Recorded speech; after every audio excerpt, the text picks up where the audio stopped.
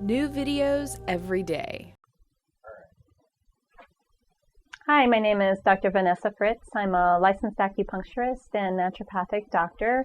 I have a private practice here in Austin, Texas, called Austin Natural Family Medicine. Today I'd like to talk to you about the topic of food allergies and intolerances and sensitivities. I think nowadays we're hearing a lot about gluten-free this and dairy-free that, and people not quite understanding what or why they have to eat in this particular way. Let me explain initially the difference between a food allergy and a food sensitivity. A food allergy is when your body actually makes antibodies against a particular food for whatever reason. It shouldn't be making antibodies to food. We should have something that's called oral tolerance, so our body can tolerate all different kinds of foods. But in some cases, people can have an actual allergy to the food. We think of, usually with allergies, the cases of a peanut allergy, where a child can go into anaphylactic shock when they eat peanut or even inhale peanut dust.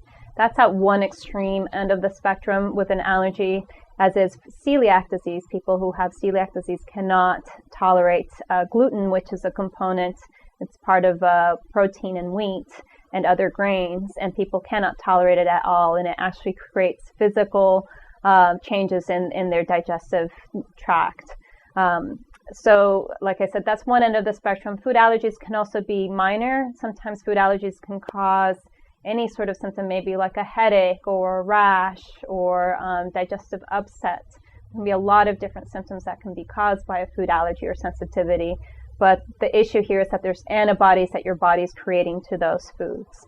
And the reason why that happens there can be very many reasons why that happens, and we honestly don't understand that whole entire process as much as we'd like to.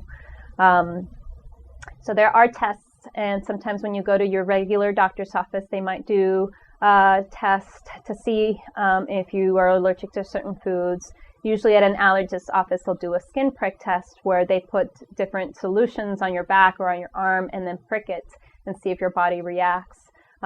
The problem with this kind of test is it's not very sensitive for food as much as sensitive as it is for environmental allergies, because we don't eat our food through our skin, and we don't create the same antibodies that's on our skin as we do in our gut.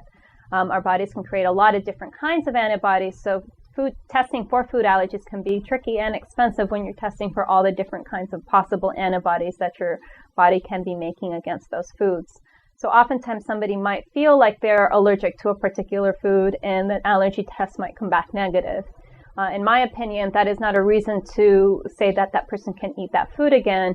I would still consider it to be a sensitivity. So food sensitivity or an intolerance is a case when a person eats a particular food, and the food can be just about anything, but more commonly we're talking about things like wheat and or gluten. We're talking about eggs, corn, soy, and dairy. Those are probably the top offenders.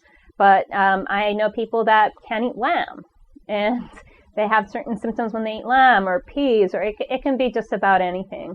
And what happens in these cases, they're not creating antibodies against that food, but what they're doing, their bodies are creating some sort of inflammatory response.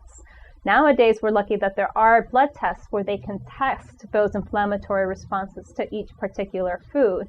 And so even if you don't have a true allergy, you can have a sensitivity or an intolerance, and you can have that measured with a blood test as well. My favorite way, and I think really the gold standard of trying to decide if you have a food sensitivity or allergy, is to do an elimination diet.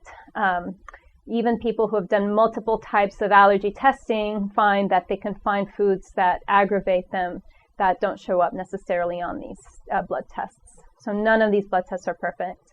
And really the best way to do is to eliminate that food from your diet and give it a good 4 to 6 weeks of elimination, because it can take that long for your body to clear out any antibodies or products of inflammation, and then challenge your diet with that food again. So for example, if we're challenging with wheat, then what we would do is, after avoiding anything with wheat for 4 to 6 weeks, then we would have that person eat bread and pasta and pastries, wheat in all its different kinds of forms, and see how the body reacts.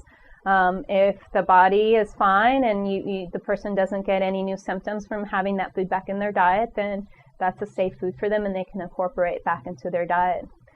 The problem with this approach is that sometimes people, when they have food allergies, they might have multiple food allergies. I see this very commonly.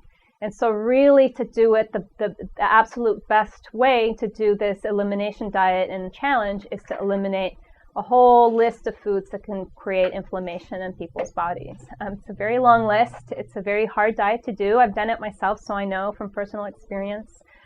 Things on this list include things like shellfish, citrus fruits, vegetables in the nightshade family, such as tomatoes, eggplant, bell peppers, wheat, dairy, corn, soy, eggs, caffeine, alcohol.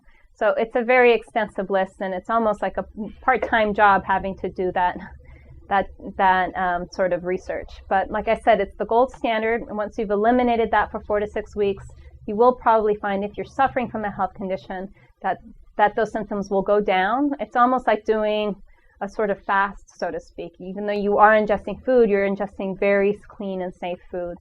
Obviously, when you're eating this way, you can't really go out to restaurants, or it's very difficult to find foods in restaurants. So it forces you to cook for yourself at home, which is a way also to help you learn to eat new foods and to eat healthier foods. Symptoms that can be cleared up with a diet, an anti-inflammatory diet that we call this, are things like arthritis, frequent headaches, migraines, any sort of digestive problem. The list just can go on and on and on. And people really are very happy once they find that their symptoms are reduced just by avoiding a particular food or a set of foods. That helps them stay motivated to take those foods out of their diet and learn to eat a little bit differently. But once you take that food out and go through that, it's kind of a pain in the butt to learn how to eat these new foods, but you will definitely appreciate it and expand your diet and your repertoire and what you know how to cook. So there is a silver lining to doing the anti-inflammatory diet. If you find that none of these foods really trigger your symptoms or make you feel worse when you eat them, then probably your condition is likely from another source. Not everything obviously is due to a food allergy or sensitivity, but I do find in my practice that a lot of symptoms can be, if not eliminated, at least ameliorated by removing offending foods. Once you remove that food from your diet, doesn't mean you have to remove it forever. You can slowly incorporate it back into your diet once you've avoided it for a while, and once you've perhaps done protocols to help build up your immune system, or done protocols to help heal the lining of your gut. Oftentimes that lining can be a little bit damaged, and that's the reason why the body is making so many antibodies against foods. So again, I urge you to consult somebody who has experience with these matters if you need a little bit of guidance in trying to figure out if your symptoms are due to a food allergy or sensitivity. And again, my name is Dr. Vanessa Fritz. I'm a naturopath and licensed acupuncturist, and my practice is Austin Natural Family Medicine. Thank you.